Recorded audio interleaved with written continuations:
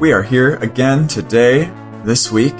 Wow, that was a really unenthusiastic opening. Sorry. This is Comics Covered for the week of April 24, 2019, episode 73. I want to start out by saying, no worries, aka Hakuna Matata. No spoilers here. You fucked that up. No, I'm not letting you get away with that. You fucked up saying Hakuna Matata. I'm sorry, was I supposed to say Hakuna Matata? I think I tried to say that. You tried to say something like that. Hakuna Matata. I'll sing the whole song to make up for it. What a you wonderful said like the opposite phrase. of it. You said like you accidentally said like, yeah, but you said like something that must logic dictates must mean like that, like you need to be like stressed and concerned about everything. Oh, jeez. For a very short amount of time. Oh yeah, I guess so. Wow. Okay, well, what I mean is no worries for the rest of your days. No spoilers here for the highly anticipated, I guess it's not anticipated anymore, the highly popular Avengers Endgame movie. We will not be talking spoilers here. You are safe. We have you in the palm of our hands.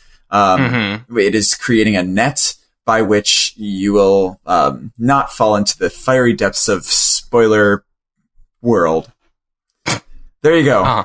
There's your lack of spoilers warning. There are none here. We were just talking about... Well... What? There won't be Avengers spoilers, but... Oh, okay. There will be spoilers for books that we're going to talk about, because we are a comics podcast that oh my god. I don't know why I'm like losing myself over here. I don't know why. Maybe it's because we saw this movie, but we're not going to talk about it. I don't know. It's tough. It's a tough life. Nonetheless, we are Comics Covered. We talk about comic books and the world around them. The industry, the movies, though not the movies today. Well, we'll talk about a little bit about movies in a news sense, not a spoiler sense. Don't worry. But we'll talk about TV, games, sometimes. But we'll also talk about spoilers about books that we read weekly. So we'll warn you about those when that comes to be. I'm Jack Ahern. I'm still... Wow. I know. You broke the seal on our bonus episode for the spoilers where they're quarantined. So I'm just keeping up with that seal, that breaking seal. But I'm still pretty new to comics, in general, compared to many people. That list of people grows smaller and smaller every day. But hey, there we go. But I'm here with someone who is not new in the slightest. Yeah, I'm Doug Price. I'm here. Feels wrong. I'm reading. It does feel wrong. It feels like we're doing something. We've made some sort of dark deal with the devil for our souls now. Wow. Yeah. But yeah, I'm here to kind of lead Jack through comics, sort of, kind of. You're doing a lot of self-guiding these days. I am. So I don't know. That's true. Anyways, yeah, we both read comics, and we're excited to talk about them here. How was your week? How was my week? It was good. It was a lot of obsessing over my excitement for this movie, I guess. But yeah, without talking about that, other than that, what? Oh, I've been playing a video game that you've played, actually. Okay. Samantha and I have been playing Indiana Jones and the Fate of Atlantis. Ooh, yeah. It's a 1992 point-and-click adventure where Indiana Jones... Sorry. It shows Indiana Jones and his companion finding Atlantis, the lost city. So we're almost at the end of it. It's super hokey, super great. Oh, yeah. Yeah, I don't know. What was your experience playing that game? When did you play it? I played that game in... I was living with my parents, so it was like maybe high school. But it's an old LucasArts adventure point-and-click game. It's like, at the time, this was like before the fourth movie had come out.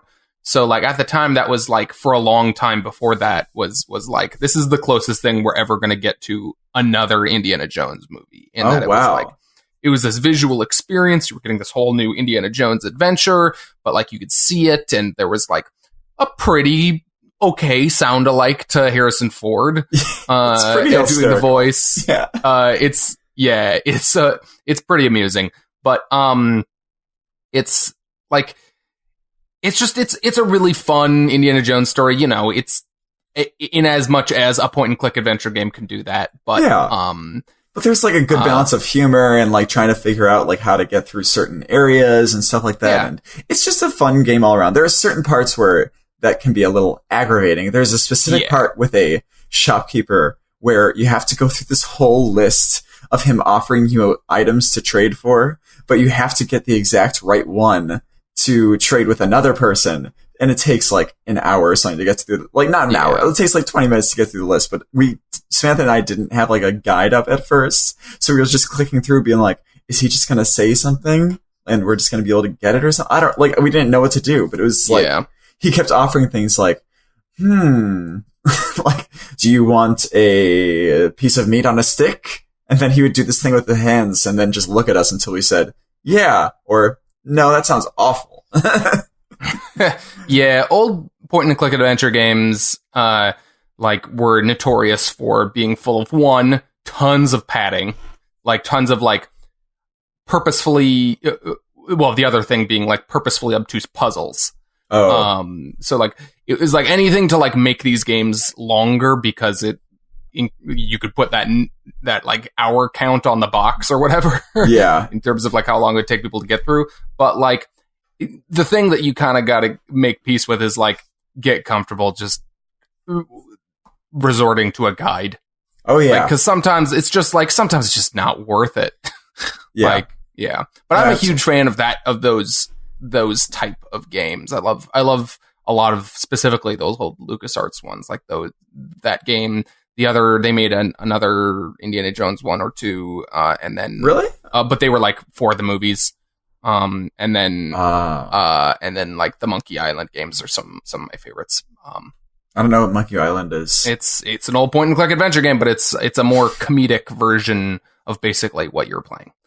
Okay, Pirates. I always really, really liked the Putt-Putt games. Those are the best. Do you ever play those? Yeah, I did play Putt-Putt. Okay. Putt-Putt Travels Through Time is a classic. All right. Well, he also saves the zoo. Well, Save the Zoo was like the first game that like broke. That was like the watershed moment for Putt-Putt, and then Travels Through Time was the follow-up, the sequel that paid off all those little threads from Save the Zoo. So even the character resolution, you know. So Putt-Putt Travels Through Time is kind of the Avengers endgame to Putt-Putt Saves the Zoo's Infinity I guess War. so. I guess you could argue that. Yeah. One could. Yeah. What have I been up to this week? Well, thank you for asking, sorry. Jack. Let's see. I don't know. Yeah, I've also just been crazy excited for Endgame. I was playing a bit of, speaking of Indiana Jones, playing a bit of a new game called Pathway this week. Pathway. Which is kind of an Indiana Jones inspired kind of. You probably are not aware of this, but if anybody out there is aware of the game is that FTL, a racing game? No. It is a ship management game. Anyways, if you don't know what it is, then people out there, if you know what FTL is, it's an FTL-like game where you're like traveling point to point. You're trying to get from you're from one point to another point in space. In this case, it's like a country in like the Middle East or Africa. And you're at each place, like a random event happens, and you can either end up having to fight a bunch of Nazis, or you find an ancient artifact, or whatever. And so there's if you end up in a fight, it's like turn-based kind of XCOM like combat, and although it's like a much smaller indie game kind of version of that, or there's just like kind of random events where you can make small choices and like get benefits or be harmed. So it's fun. It's fairly fun. I also bought the new Mortal Kombat, but 11. I have not had time to dig into it yet. Shit. That's pretty crazy. I remember 10 was a huge deal. Like I thought that looked really, really cool. I haven't seen anything for 11 yet, but 11's supposed to be very good. It's been getting very, very good reviews. I'm hoping to dig into it today sometime. Okay, very, very fun. Okay, awesome. Well, Doug, that sounds like a fantastic week. Awesome. Mm-hmm. Would you like to now go into some news? Let's talk about some news. Yeah. Amen. So, there is some news this week. Doug wrote down here that I need to mention Infinity War and the incoming bonus pod. So, yes, we have a bonus episode that goes over the movie from a year ago, Infinity War. That's about a year ago in our archive. So you can find that there. Wait. Oh, I wrote Infinity War. You're right. Okay. Damn it. My bad. I can't stop calling it Infinity War. I can't. It's never going to end. I know. It's just Infinity War Part 2. I don't know. I understand. Well, that's what it originally was. So, God, do you remember seeing that list of movies? That's crazy. Nonetheless, we have a bonus episode for Endgame. We already talked about it. That's where all the spoilers will be. Go there to hear us ramble and rage. No, not really rage. Just ramble about this movie and everything about that. It's fun. But in terms of news about Endgame, where we don't have to talk about spoilers, Endgame had the, news flash. It had the highest opening day and single day of all time, tracking for the highest opening weekend. I think it's already passed the 1 billion mark, making it so that the Russos are the first director team to have $3 billion movies. Saw that today. Look at, worldwide it's at as of whenever Box Office Mojo must have updated this number. A worldwide number, it's at 1,200,000,000. Nuts. Yeah. A lot of the crazy. And I heard that a lot of this is because of the opening in China and them like using that market to its fullest extent as opposed to not having done that in the past. Is that a thing? What I can say is that we are at 350 million domestically, so 71% of this gross is coming from foreign markets. So, yeah. But it's still doing very well here. Like, that's still a large number. Oh, yeah. I remember Justice League. Yeah, how that was basically its gross in its entire lifetime. We're not even through. We're recording this on Sunday afternoon, Sunday around noonish, and that's crazy because the Sunday numbers definitely haven't come in yet. Oh yeah, as far as I know. But it's crazy. It's craziness. This movie is nuts. I hope everyone gets to see it, and I hope everyone goes out. I'm sure you will. So it'll be playing till like probably June. Probably later. Yeah, it'll be playing for a long time if it keeps making that much money. But so that was basically that. Do you have anything else to say about that? Made a lot of money? Nope, not really. Okay, so moving on. Nothing that we did not already cover in our lengthy Avengers Endgame. Yeah, it went on a little bit. Check that out. It's a little bit longer than we thought it was going to be. Yeah, we were intending for an hour. It's about an hour 45. Yeah. So yeah, it's right before this episode in the feed. So. Yes. Amen. Other than that, we had some exciting news. The Will Eisner Comic Industry Award nominees were announced. Yeah. And, there were a lot of cool things, including, I might add, some Best New Series nominees that I've been trying to convince Doug to read for a while. Doug, you need to read. Well, all of these are nominated for Best New Series, by the way. Isola. You need to read Man-Eaters by Chelsea Kane, and you need to read Skyward by Joe Henderson and Lee Garbett. So read them. They're Will Eisner himself believes that they are. Yeah. Will Eisner's Force Ghost is yes. He bestows these awards upon lucky contenders every year. Yeah. Amen. But there are a lot of really cool things. Like, I'm really happy because this Eisner Awards, I'm much more aware of what's been going on the last year as opposed to the ones that came out last year, because I didn't know really any of the stories last year. But this year I'm like, oh, I know that one. Oh, I know that one. Yeah, I like that too, which was really exciting. Really, really happy about that. Like, for example, Best Short Story, which I haven't read any of the other ones, but Swamp Thing Winter Special is nominated for Best Short Story, which I thought was one of the best things. It was on our list, I think, for best. Was that our best short story too? Best limited thing? Best one shot? Might have been. I think it was. We have that list somewhere. Let me see if I can pull it up.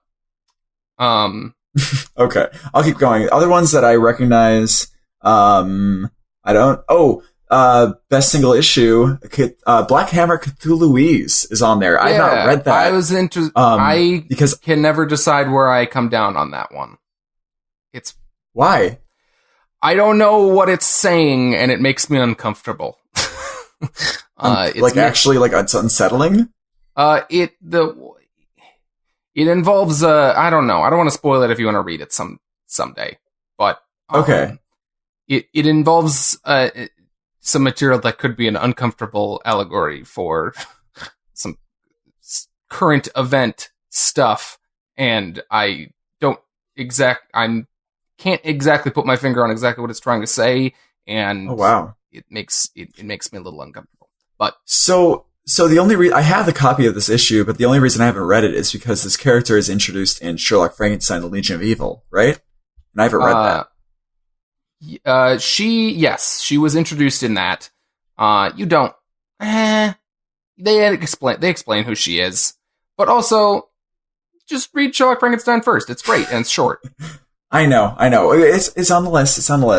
But okay, so we have that on there. And then for best continuing series, we have Black Hammer: Age of Doom, of course. We have Batman by Tom King, which I was actually kind of surprised by, just because I see all the divisive talk about it. But I mean, I guess the right people think it's really awesome. So, do you think it deserves to be on here over some other continuing series, Doug? Which one? Sorry. Batman by Tom King. I think that this has been Tom King's Batman's strongest year. I don't recall if it was nominated last year, but there have been some really, really good, more or less standalone story arcs in Batman this year that have been really, really strong. It's mixed in with some other stuff that I haven't liked as much, but there have some of the stories he did in Batman this past year have been among my favorite things that Batman has done. There's specifically a story called Cold Days, I think it's called, where Batman has is racked by, well, you find this out through the course of the story, so I don't know, I'll keep it vague, but Mr. Freeze is on trial, and Bruce Wayne has finagled his way into being on the jury to basically 12 Angry Men style talk everyone else out of convicting Mr. Freeze because he believes Batman has brought him in unjustly. Wow. And it's so good. That's awesome. I'm really excited to read this run someday. I know it's going to be down the road sometime, but yeah.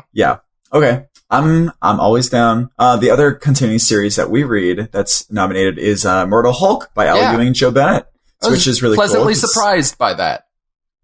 I mean, it's really good. It's really good. Yeah. In terms of limited series, I have wanted to read Batman White Knight. Yeah. I just need to read it. It seems cool. Because on one hand, it did seem sort of weird to me. I don't know. It didn't seem like my thing when I first thought of the premise and everything like that. Yeah, but, I agreed.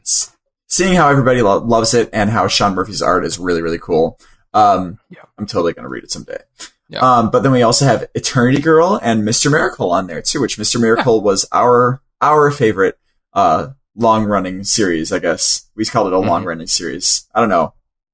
Whatever. It was 12 issues. It's a long series. Yeah. Also, Exit Stage Left, The Snagglepuss Chronicles, which is another one of...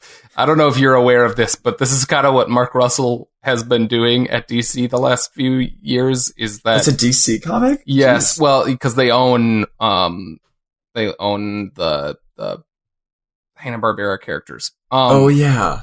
But, so he's been doing these weird, he did a Flintstones book, and he did this, and they were, crazy critically lauded, and I've never read any of them, but it's weird. He, reinvents Snagglepuss as a, gay playwright in the 50s. What the fuck? And it's supposed to be very good. That's so crazy. Yeah. Jesus. Okay, I gotta do it. I got to read that Flintstones one too. Then, by the way, I don't crazy. think that we talked about it on here. This is just a complete side note, tangent thing. But I recently read the Tom King Looney Tunes special he did with Batman and Elmer Fudd, and oh my god, you need to read that. Really? It's so good. Is it just like hysterical? It's hysterical, and also it's a great story. But it's also nonstop, just like stupid Looney Tunes reference humor, or like just like making Elmer Fudd say the dumbest shit in this like noir monologue. Oh my god! But the monologue has like his lisp. It's very funny. So he writes his voice really well. Like it comes out really easily. Okay, that's awesome. Yes. That's something I feel like is tough to write. You know what I mean? You can hear it. You can hear it the whole time. He's very good at it. That's perfect. I love it. And then I've always been interested because I've seen the ads for X-Men Grand Design, and I heard it was really good, but it's not something I've ever read, obviously. So I don't know. Have you heard about Ed Piskor as a writer at all? I'm aware of him. He did this X-Men Grand Design stuff. He did another thing that was very critically liked called Hip Hop Family Tree. I've never read any of his stuff, though. So I'm intimidated by this X-Men thing because I don't know if I should know this stuff previously, because it's like an encapsulation of all the history of the X-Men. So I don't know if I'm like going to be missing out on part of the enjoyment, not already being familiar with it, or if it would be a good way to learn all that stuff. I don't know. So okay, so maybe down the road, who knows? Yeah. Any other like big highlights, or should we move on? The only other one that I recognized was one more in the best new series with the ones that you need to read was Gideon Falls for best new series, obviously. Yeah. So that's probably gonna win. Probably should. But nonetheless, those other new series, gotta read, Doug. But that's all I got. Sorry, I just want a quick glance I scrolled down to the best writer and I didn't see that part. Chip Zdarsky's on here. Tom King, nice. Jeff Lemire. I didn't scroll down enough. Yeah. They put all the like book awards before the like creative team awards. Okay. So yeah. So they have a writer artist category people who draw their own writing? Yes. Why isn't Eric Powell on here? Has he not done a lot in the last year? I don't think people generally tend to recognize his writing. I love his writing, but it's generally not a thing that I think like gets much in the way of like. Also, he hasn't done a ton in the I don't think this last year was his strongest year at all. Okay. I like what he did in Hillbilly, but it was few and far between, and also I think it was mostly that Red-Eyed Witchery from Beyond stuff. Which hasn't ended, by the way. We still have the last part coming out. I'm kind of frustrated, but anyways. Yeah, because I'm going to have to reread all of it probably, because I don't really remember. I mean, I remember bits and pieces, but whatever. Anyways. But yeah, I don't really recognize a lot of the letterers. The colors, I actually don't recognize. I don't know why Dave Stewart. Penciler Anchor, we have Sonny Liu from Eternity Girl. We have Sean Phillips. And we have Yannick Paquette. Mitch Garrett's. I missed him. And the artist from Isola also. Oh, yeah. Oh, it's good stuff. Oh, and Dustin Nguyen for Best Painter, Multimedia Artist. Oh, that's nice. Why do they put that in together? Multimedia and Painter. Non-traditional, like, they're separating out, like, the disciplines here as opposed to, like, being traditional comic art and then just basically anything that's not. That's kind of what it is. I can feel that. Which I find it interesting that they, like, yes, he's doing a lot of watercolor and stuff. It's mostly that. Yeah, I suppose. Yeah. But then Liber Mayho, which is deserved, even though Batman Damned is kind of shitty, but whatever, you know. Liber Mayho's art, not the weakness in that book. Oh, absolutely not. Yeah. I'm surprised that Dave Stewart and Antonio Fabela are not on coloring for some reason. I feel like Antonio Fabela should be on here, but also I feel like last year was a stronger year for him.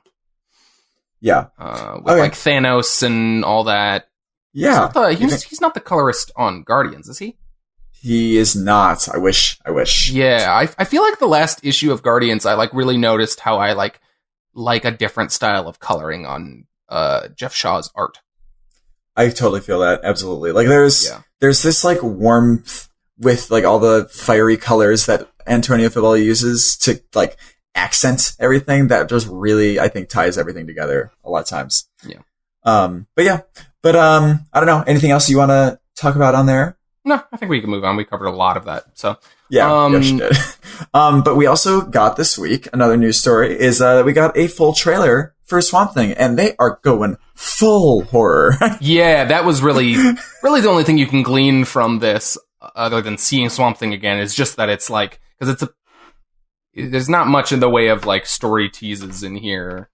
Oh no, not at all. Except for Jason Woodrue. Did they show him? Oh, I mean, all that wood coming off of someone's body? That was totally Jason Woodrue. Maybe, yeah. But anyways, so it looks like they're doing the autopsy, which is I think they said they were going to do that, which is the opening story in Alan Moore's run on Swamp Thing. It's the second story. Okay, sure. Well, fuck. It's the story you should start on. It doesn't. Okay. Good point.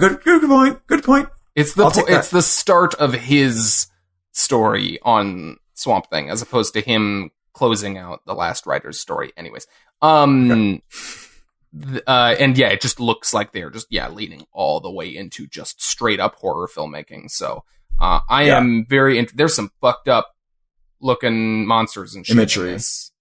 Yeah. I'm really interested to see how they make Swamp Thing into both a protagonist and sort of a horror monster sort of thing. You know what I mean? Like I feel like they're trying to do that, but based on how they shot this and how they kind of revealed Swamp Thing at the end of this trailer. And I'm interested to see how they kind of toe that line for him. Yeah. I mean, that's what Swamp Thing should be. He should be scary and he should be, the protagonist. So yeah, it's a line to toe. So yeah. To tell? Did you say line to tell? To toe. I thought you said tell. Sorry, my bad. Doug, do you want to talk about our weekly comics? Yeah. So we've read comics. We do it every week. It's fun. We enjoy it. Doug, I've been eating up the runtime. Do you want to talk about what we both picked up this week? Sure. This was a decently heavy week. I feel for like. You. Yeah, I had a lot more books than you. But we both picked up Ascender #1, which is the not reboot, but like sort of reboot, but continuation of Descender in a new title by Jeff Lemire and Dustin Nguyen. We've got Detective Comics number 1002. Mm-hmm. We've got Heroes in Crisis number 8. We've got Invisible Kingdom number 2, Justice League Dark number 10, Action Comics number 1010, Thanos number 1, which is a new Thanos series, and another new series, Ghost Tree number 1. And then Jack, you got a couple on your own. What'd you get? Yeah, I got Maneaters number 8 and Skyward number 12, both of which are nominated for Best New Series. Doug. All right, like a broken record. Amazing Spider-Man number 20 was also on my list. Dial H for Hero number 2, Queen of Bad Dreams number 1, The Terrifics number 15, which is a new creative team, and Jack was not even curious enough to check it out. Nope. The Wildstorm number 22, and I totally forgot that Venom number 13 this week is a War of the Realms tie-in written and drawn by an entirely different team. Yeah. And I picked it up and I saw that and afterwards when I was going through my books and no, I'm not reading that. Wait, you're not just going to read it just because you got it? I have so many books. If I like get through the rest of my books and I'm like looking for stuff to read, I will, but I'm not going to like rush through my stuff to get to it. I know. I was really sad because it seems like they are still like picking up, but I know how these tie-ins work. I know they're just going to be in the same situation when Donny Cates picks up again. So yeah, it's going to be as if it didn't happen. But what can you do? Wait, so what did you read Queen of Bad Dreams number 1 yet? I have not. The only I read Ghost Tree. I have not read Queen of Bad Dreams. I read the new team on Terrifics. You're not missing anything, by the way. Wait, I'm not really? No. No spoilers. Tell me. You're dropping it? Yeah, I'm dropping it. It was... shrug. They're doing a sort of... it seems like they're leading towards a sort of Galactus, maybe, storyline, but also mixed with, like, a god thing. Like, there's a Silver Surfer analog. So they're, like, continuing to lean into the Fantastic Four kind of thing. But, I don't know. I didn't like the dialogue all that much. So... But you still gave me shit for not being even interested in it. I just am amazed that you weren't even curious enough to try it. But I had the foresight to not waste $4. Okay, you don't know anything about this creative team. I didn't either. I needed to see. I know. Okay. Anyways, those are the books we got. So wait, is next week Amazing Spider-Man 20.Hue? Yes, it is. Oh, okay. Which is the last .Hue issue. Oh no. Okay. Because those have been really, really good, though, right? They have been good. I don't think they're like the highlight of this event, but like they're fun. Like the last one was about the lizard, and that one was good. Enjoyed kind of learning a little more about kind of what his deal is now. Like, 'cause he's a kind of more of a protagonist. Interesting. He's got the lizard under control. Like if he acts on violent impulses as the lizard, he has a device in his brain that paralyzes himself. Oh wow! So he's trying to find his son because his son's been kidnapped. So he's trying to be the lizard and use his lizard abilities to help him find his son, but he can't directly fight people. That's crazy. It's interesting. Yeah. Huh. Okay. Yeah, well, cool. We can give a little spoiler warning. Doug, do you want to give us a little spoiler warning? Oh, I love it. That's it's kind of like a confused rooster in a way, you know? Yeah, a little bit. There was some rooster in there. Absolutely. What are we talking about first? We're going to talk about Heroes in Crisis first because we have to. Holy shit. Holy shit. Okay, so this is number 8 of 9. So we are... if I might use a phrase, in the end game for Heroes of Crisis. Never gonna get old. It really won't. Okay, so Doug, why don't you set up what this series has been? Okay. So for anybody who hasn't been reading Heroes in Crisis, or who is not on Twitter to see the constant torrent of hate / defense of this book. Oh, yeah. This is a book written by Tom King, art mostly, or usually, I guess I should say, by Clay Mann, although they added a few issues, and so we have been having some kind of rotating artists on those extra issues they added. So this one is done by Mitch Gerrits, and this is a series where Batman, Superman, and Wonder Woman have secretly set up this place called Sanctuary, which is a kind of mental health facility to help superheroes deal with their emotional trauma, totally anonymously and all this stuff. And basically a bunch of everybody at Sanctuary died. Yeah. I don't know why I laughed at that, but just because it was a weird transition to make. Everybody at Sanctuary was killed mysteriously, and they are investigating. They have 2 suspects. They were Wally West and Booster Gold and Harley Quinn. Among those people seemingly killed were Wally West, Arsenal, which is Red Arrow, Roy Harper, whatever you want to call him. I'm trying to think if there were any other big characters. It was a lot of small Poison characters. Poison Ivy was killed. Yes, and then a lot of kind of forgotten B-list, C-list, D-list characters, who you get to kind of know over the course of the series, along with the big characters, through flashbacks.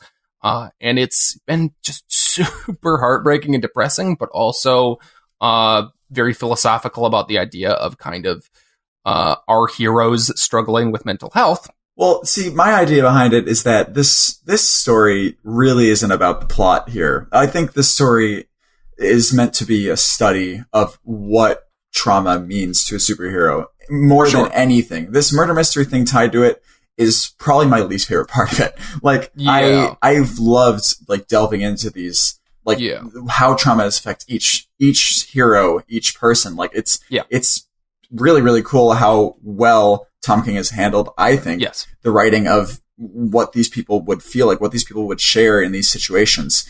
Now, personally, with this issue, I enjoyed how the murder mystery got tied to it because it sort of, it makes sense now, more so with the themes that he's been presenting and then study about how trauma affects people, as it pertains to Wally West specifically here. And now I have a much different experience of this because I was not one of those people who grew up with Wally West, reading him as the Flash all the time, him being the Flash all the way, wherever it was, since Barry Allen was not included as much. But Doug has grown up with more of a Wally West fascination. So I want to know what you think about this.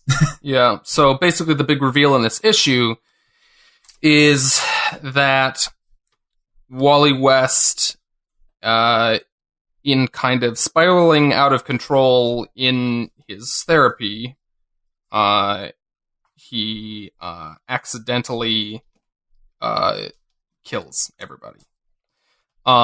He like has a moment of weakness and basically like lets out a burst of like Speed Force energy, I guess. They don't make it explicit, but that's kind of what it looks like. Yeah.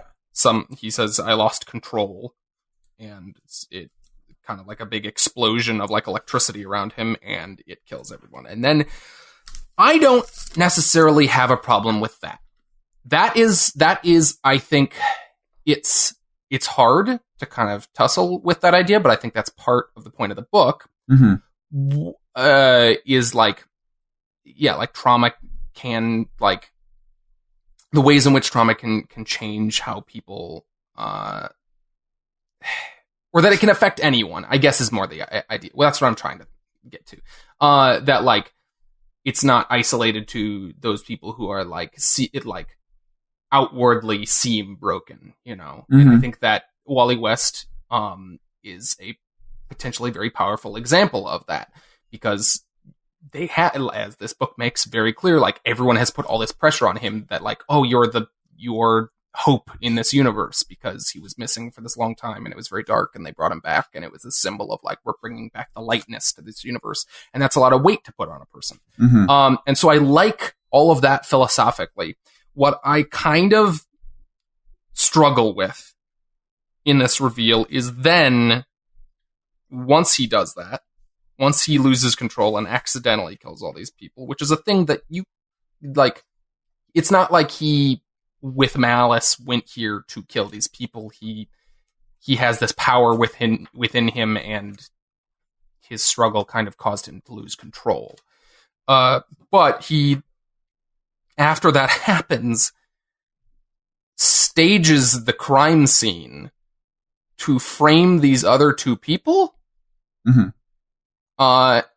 And send everyone on there, and he's admitting it here at the end, but he says, I guess maybe the next issue will clarify what his intent is here more, which is maybe what we're getting to, but this moment, I don't entirely understand why he's doing this, and yes, maybe that'll come to light next issue, but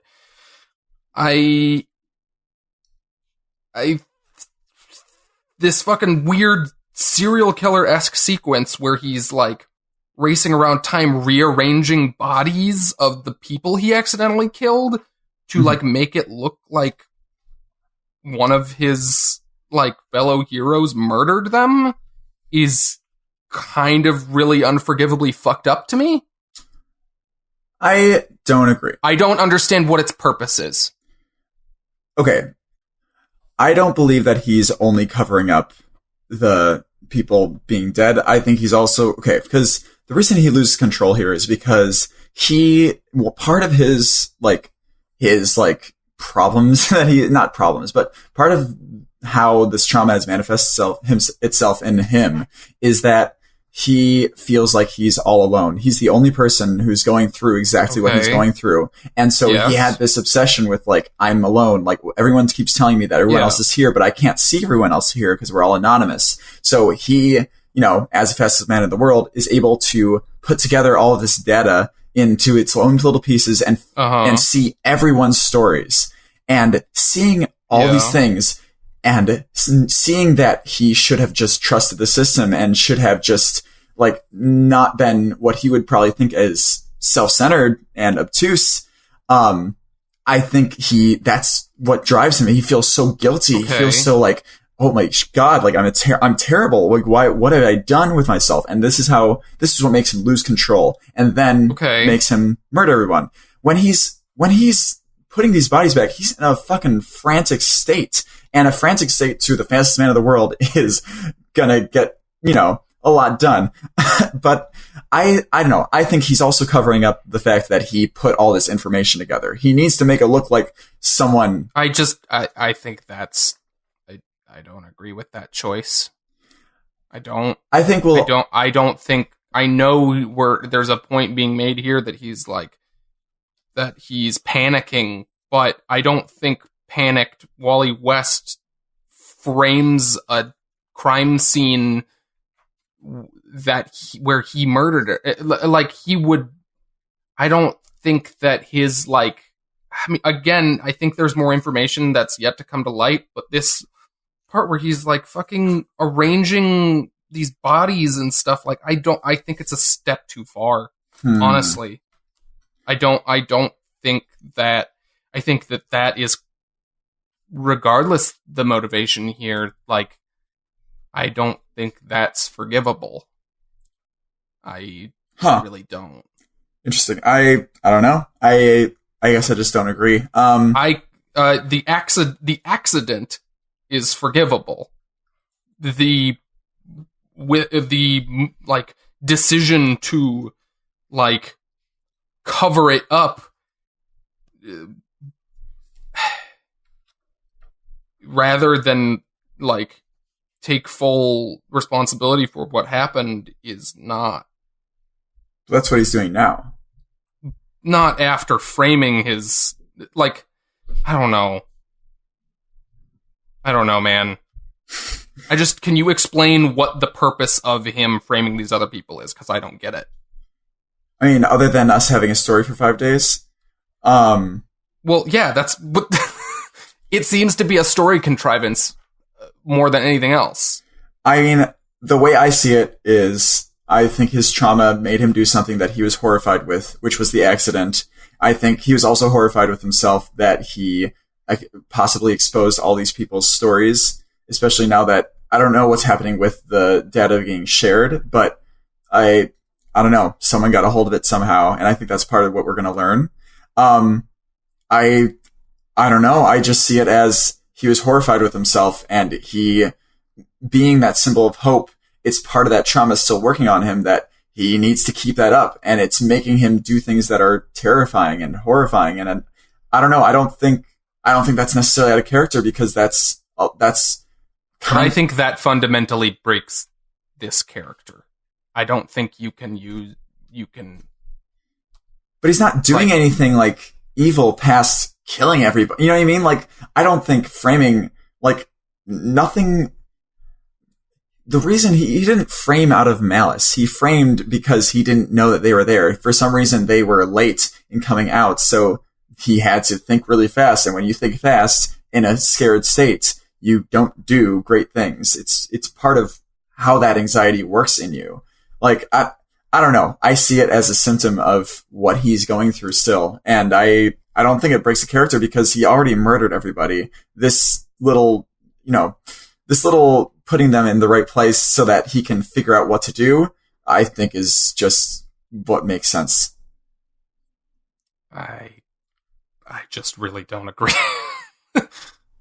Okay, that's fine. I mean, it's a divisive story, and it's not that it's divisive just because people have hangups about Tom King or how their characters are being changed. It's divisive because, you know, I think mental health is something that can be interpreted in so many different ways, and it's not even that it's wrong or right. There are so many different schools of thought with it, and there are so many different ways it can affect someone.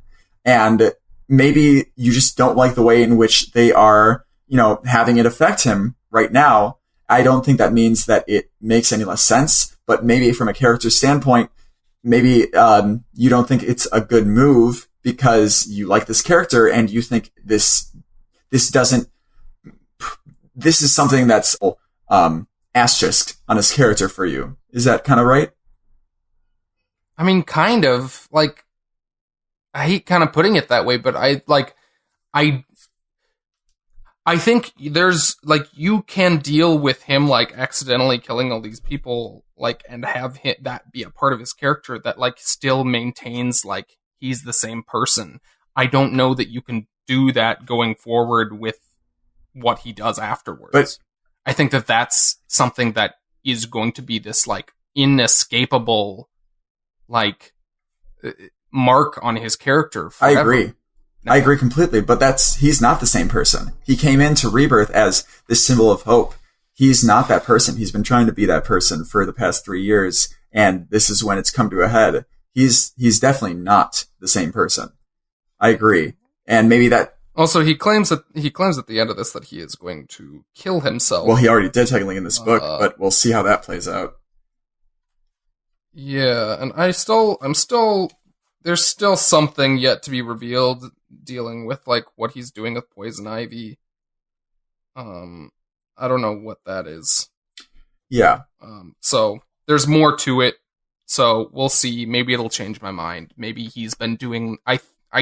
My suspicion is that there's something more to his motivations here with why he was doing that stuff that will help explain that he was, like, trying to make it right, which I think works better, but maybe that's not the case. Who knows?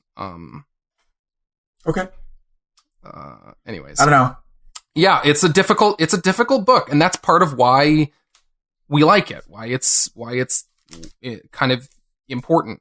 Absolutely. But and maybe in thinking about it, I'll come to a different conclusion. Maybe not. I don't know. But at the moment, I'm just really struggling. I understand completely. Like, I'm not disagreeing with you out of malice. Like, I totally get it. Absolutely. Yeah. But yeah, Jared's art still great in this book. I love it. Yeah, Jared's his art is more than up to the task here. It's he conveys these emotional moments really well. Someone else is coloring this, right?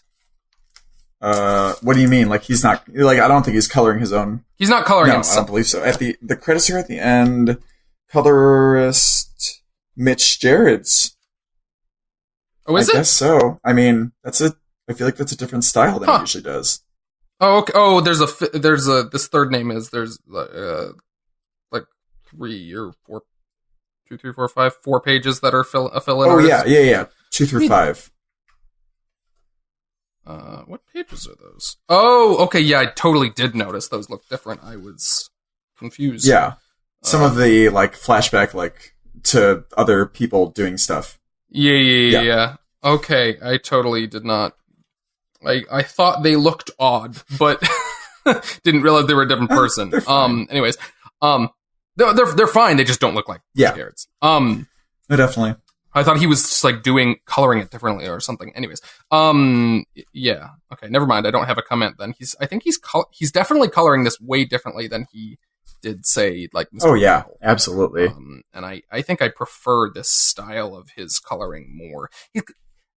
Weird thing, this, again, total tangent, but he started off coloring Mr. Miracle in one way, and it slowly got more and more hyper detailed as it went, and I kind of like his coloring simpler.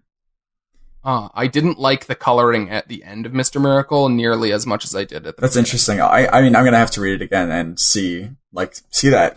It gets a little overwrought. He's, like, putting extra details into, like, people's musculature and stuff in the coloring in ways that I think are unnecessary. Anyways. Okay. Cool. I'm really excited for the last issue to Yeah. see what's going on. Yeah. I think a lot of my opinion of the events of this issue is going to depend on how they follow up. Okay. But yeah. Okay. Do you wanna Yeah. talk about our next new book? yeah, new asterisk. Yeah. So let's talk about Ascender Ascender. number 1. We've never talked about anything having to do with Descender on this podcast. Well, I guess kind of. Not in specifics, but I have read all 6 of those volumes and I was able to read this book. Oh yeah, sure. Oh yeah. You thought I was not reading those? No. I just didn't. I didn't realize that we had never talked about it on the show because you've been reading Descender on your own in the background to catch up. Oh yeah. And so you've never been reading it currently until Ascender. And so, yeah, this is the first time we'll actually get to talk about an issue together on the show. Absolutely. Make that connection. But That's cool. in terms of Descender, that like I can't decide to myself if I like Descender or Saga more by Frankie Vaughan, because I think both of those series have some of the most interesting worlds that I have seen in comics, and marrying the art and the writing and what they are doing, like both those series are just masterclasses, I think, in world building, in story building, in character driven moments. Like I can't find much more that I would want. And Dustin Nguyen's art is just like gorgeous and perfect for everything. And I'm so excited moving to Ascender. I'm so excited to see what a different style is going to look like from him. Like, this is going to be totally different, you know? And it's fascinating the way they're structuring this, because so for anyone who wasn't reading Descender, basically it was a future space opera thing where not humanity, I don't think Earth was in it, but basically the humanity equivalent has like spread out into the stars, and there's all these different planets and races and all that stuff, all that space opera junk. But then there's also robots, and there was at one point this giant kind of decimation of these planets by these giant robots that everyone made everyone afraid of robots. They started destroying all the robots. And there's a robot made to be like a child, like a companion for a kid, who has somehow survived, and he secretly connected to all the weird giant robot stuff. But anyways, so that series went for a while. How many issues? 32. Was that, like 40? Okay, 32. So that went and ended. It had an endpoint, kind of a big sort of cliffhanger ending. Yeah, I mean, it basically came to a head, this conflict, and there was this huge, spoilers for Descender, I guess. Well, we're talking Descender, whatever. There's this huge war between humans, machines, and these other fucking stupid people. And it all came to a head, and it ended up with all the machines, like, being zapped to somewhere that we don't know. They just kind of disappeared. Yeah. And then we just sort of left after that. That was kind of it. Yeah. They were kind of taken away. And so then what appears to be a big 10 time years. jump, like 10 years. Basically the universe is, the galaxy, at least the bits we're seeing right now, are kind of stripped of technology in a lot of ways. And there's like the return of magic is kind of a thing. They were kind of slowly bringing that into the end of Descender. That kind of magic had been kind of stamped out in that old technological world. And now that the technology's kind of gone, magic is starting to come back in maybe not some of the best ways, but I'm assuming this series will also deal with the ways in which it is good also. Who knows? I mean, I think so. Like, one of the things about this series, and as soon as I knew what it was going to be, like, I'm so excited to see how magic and machinery intermingle with each other in this new world, because I gotta think that there's something going to be going on by like that conflict between it. You know what I mean? Yeah. So we're seeing one of the main characters, Andy.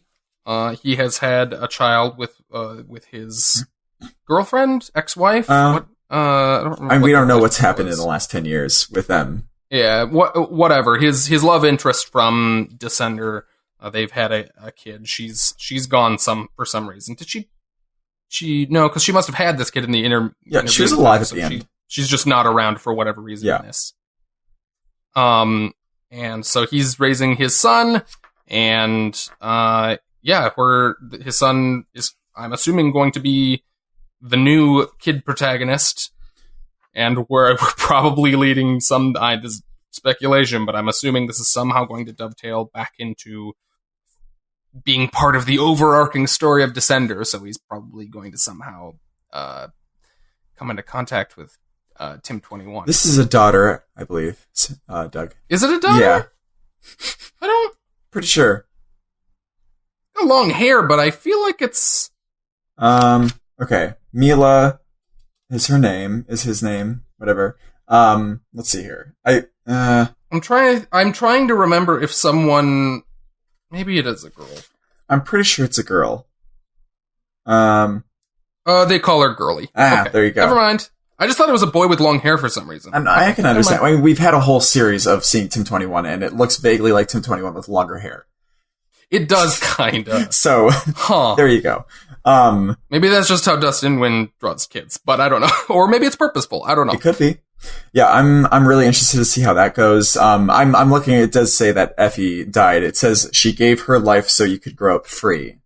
Yep. So they're kind of living in hiding. The girl Mila Kunis wants to go off, explore. Yeah, she wants to see the universe or whatever. Which I'm assuming will happen eventually. Yeah, probably very soon. Well, she ran away at the end of this one, but there isn't. What now? Didn't she run away at the end of this one? Does she? Oh, yeah, she runs away from her house, but then she just sees she's on the same planet, so whatever. I don't even know if she ran away. She's just kind of sitting on a cliff, stewing. Or did she run away earlier? Oh, she did run. She did kind of. Yeah, she kind of. Well, she left. She left the house. I don't know if she's running away. She's moody. Yeah, she comes into contact with Bandit, who was Tim 21, the protagonist of Descenders. Robot dog. I love the hound with a backwards tongue. I was like, oh shit! Oh my god, I love Bandit. Where did that say that? Right before it gets revealed at the end, these like weird magic being things are saying like, beware the hound with the backwards tongue. And then we get Bandit saying fra fra.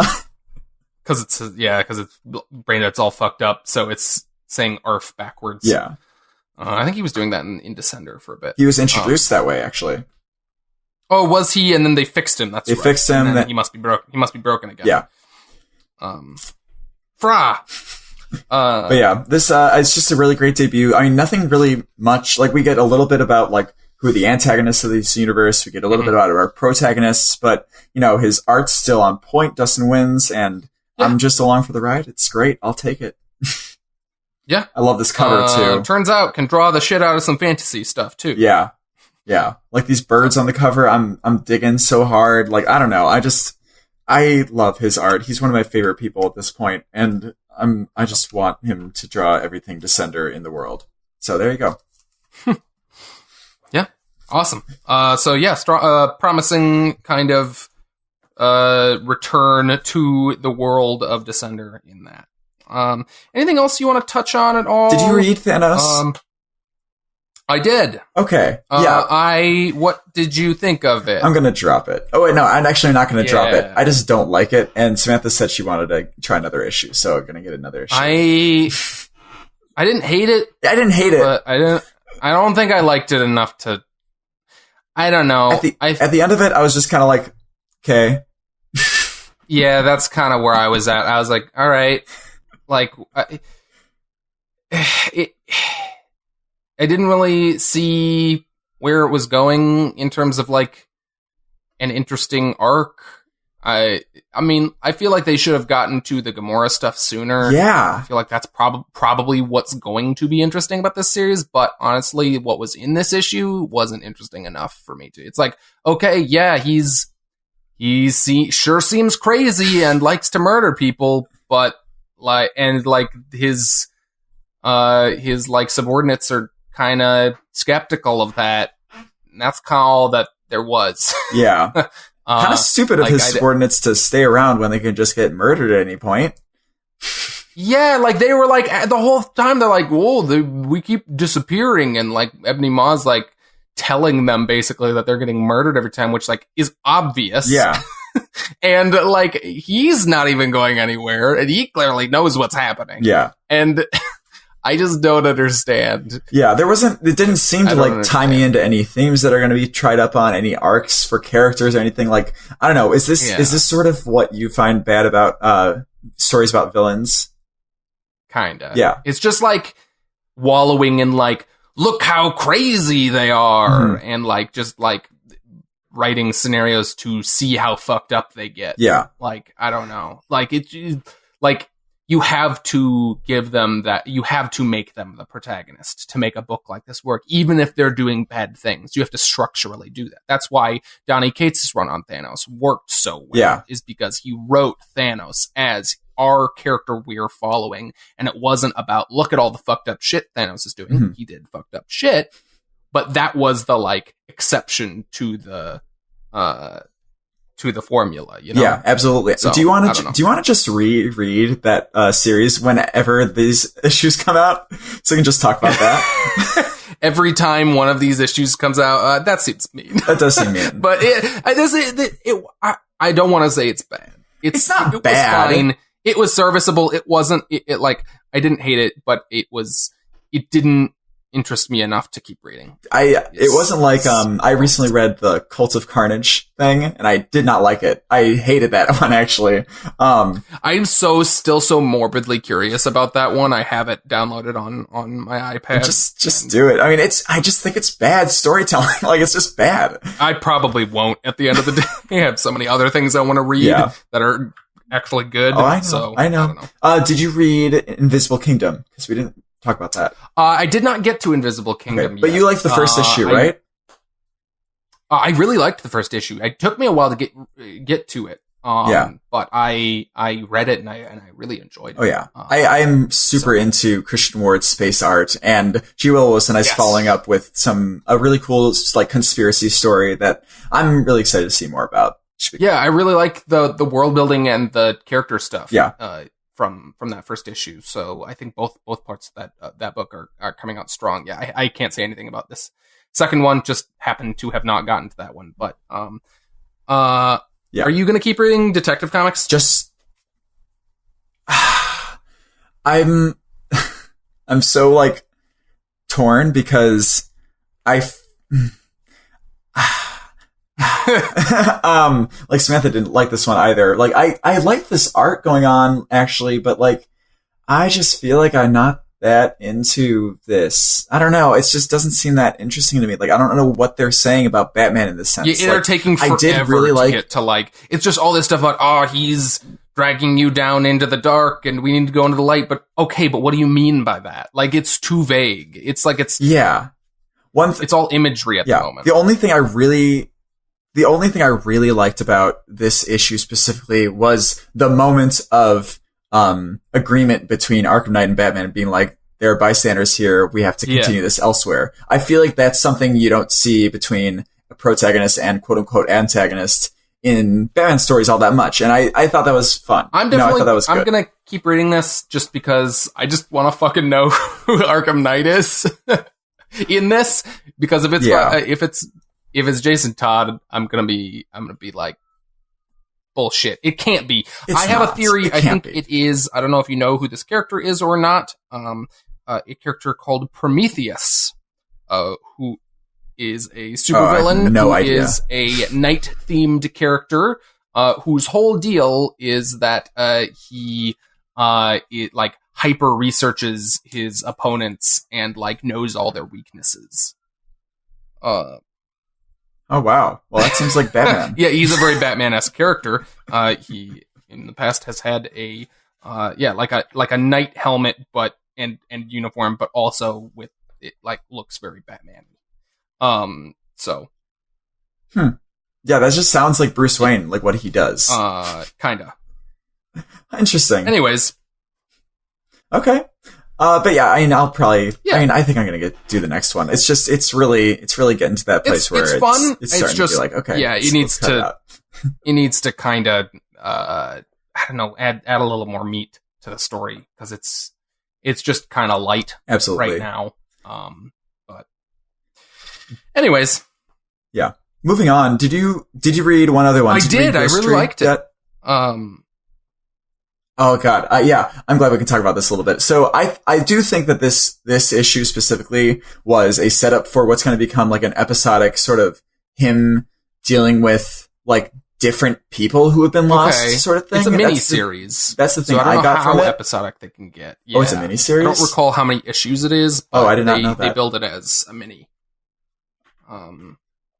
Okay. I think a short. Yeah, I don't know how much we want to go into it here, but it's the art I really, really enjoyed. I really enjoyed just the material that they're like going into. I feel like you don't see a lot of comics about sort of, I don't know, this. It's kind of weird to explain, right? Like, I don't know. I can't find how many issues it's going to be, but for some reason I had it in my head that it's going to be like 4. So, oh shit! Covers Want more? It just says issue 1. Anyways, but I like the art. Okay. Simon Gain, written by Bobby Curnow. But yeah, it's a really different setting, different kind of. I love the kind of context they're giving you for this main character through the dialogue without like shoveling it to you. They're giving you a lot of kind of the context of his family. I love I love his relationship with his very traditional mother, who's like basically lecturing him on all the like the little small bits of like tradition that he's kind of dropped because he's an American. There's I really like this, and I just love shit with ghosts. Yeah, it's a really cool setup, and like just how these characters are going to interact with each other. And I'm interested to see what the greater story is going to be here, whether it be like this main character coming back to his roots and sort of finding himself again, or something else. They seem to be doing something with like he's having issues with his wife, but then he's like reuniting with this ghost of this old flame of his. He's going to be tempted or something. I don't know. He's going to learn why he actually loves his wife or doesn't or something. I don't know. But I think it was a really strong debut. Yeah. I almost didn't pick this up, so I'm glad I made that last minute decision. Oh, definitely. And you did or did not read I bought it. Bad Dreams? I have not read it yet. So. Okay, well, maybe we'll talk about that later.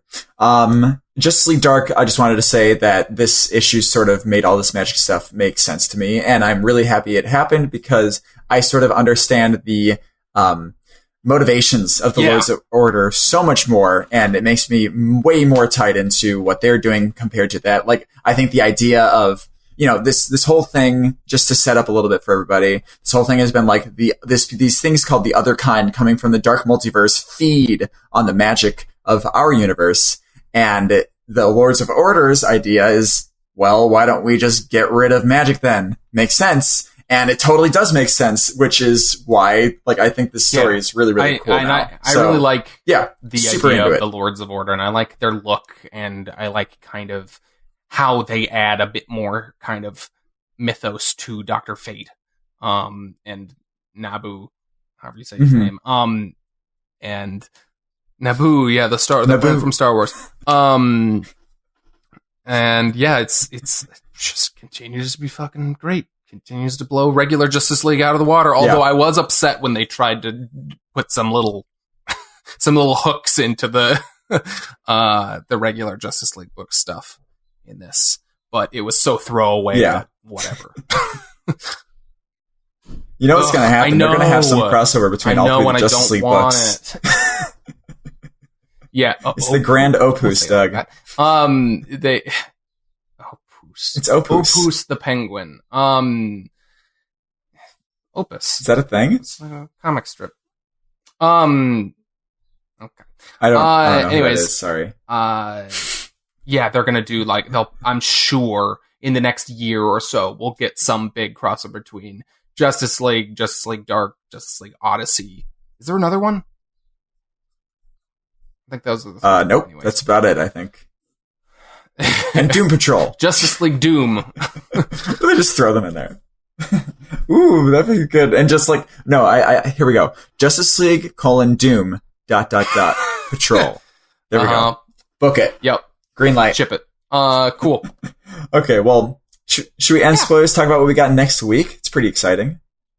Well, we got exciting things, such as Black Hammer 45, number 3, Deceased, number 1, which I'm always, like, I'm really just getting it because Tom Taylor's writing it, and the art looks cool. Like, I'm not interested really in Otherworld stories about zombies, but Tom Taylor and Otherworld stories apparently go hand in hand, so I'll take it.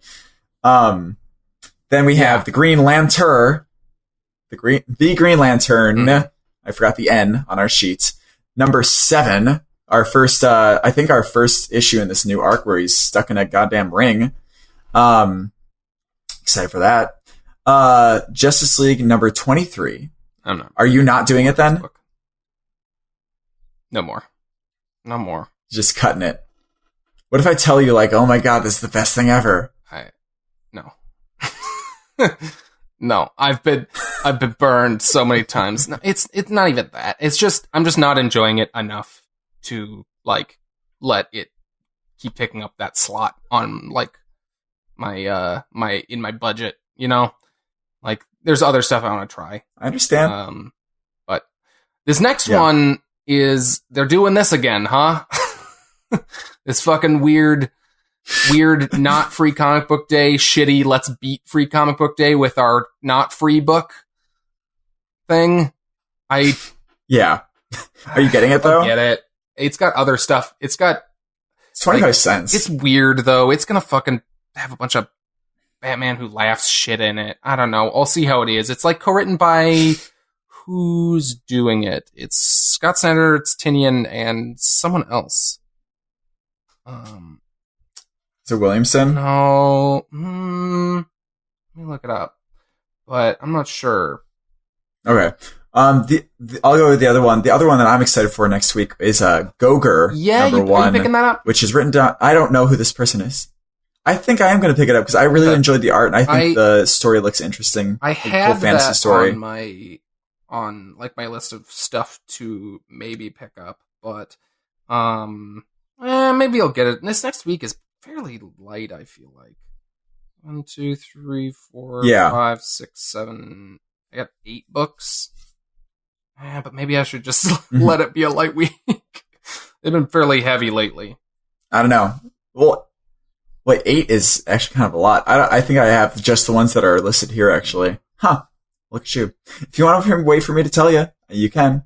Also, you have to keep in mind, I just learned this week, there's going to be a Black Hammer Free Comic Book Day issue that's tied to the video game one. What? Shoot. Because I wasn't seeing it. The Dark Horse is like on the front of it. Yeah, they did that last year. They had a Black or Dark Horse Free Comic Book Day issue that like had a giant Overwatch cover, and then it had Overwatch. A tiny little bug that said like Black Hammer story also. So you have to keep an eye out for that when you look at the free comic book. Is that this next? Yeah, I guess that would be this next Saturday. It's a week from now. Yeah. Yeah. So next. Yeah. Oh, Stranger Things. Okay. Yeah. So you got to keep an eye out for like read the descriptions of some of the like publisher ones that just say like Dark Horse special. Like read what's in that because like you can miss like because I don't give a shit about the Stranger Things comic, but I want to read whatever the Black Hammer thing is in there, even if it's like 5 pages, you know? Definitely. Cover looks kind of cool on the Stranger Things thing. Yeah. Demogorgon action. Yeah, I gotta look at what's coming out for Free Comic Book Day. I feel like there's what the special for I know this is Spider-Man, there's an Avengers. You were saying you were gonna try to catch up on Amazing Spider-Man because you wanted to read this crossover with Venom. I know. Wait, read over the crossover with Venom? There's a crossover with Venom in Spider-Man? I think that's what this Carnage thing is going to be. Oh, I wasn't sure that Spider-Man was going to be involved in it too. I guess that makes sense. He's on the cover. Or like him, it's like him and Miles, and I think Venom's going to be in it. I don't know if I can do it by then. Jesus, that's a lot. I don't know. I don't know. There's a lot. I have a lot of books. You probably don't need to read it to read this Free Comic Book Day thing at the very least, but is the Free Comic Book thing setting up this event? It is a lead in to what is it? Maxim? Oh, fuck. What is the fucking adjective they put before carnage this time? Absolute carnage. Absolute carnage. Okay. Yeah. Just use a different title structure. Jesus Christ, it's getting so confusing to keep track. There's maximum, there's ultimate, there's absolute. Oh my god. All right. Just say carnage is involved in this book. Yeah. Okay. But yeah, that's cool. I'm excited for next week. Should be fun. Another fun week. In terms of Doom Patrol, I'm so far behind, by the way. So I'm not going to talk about it. Okay. I just have not watched the latest one. Oh, wow.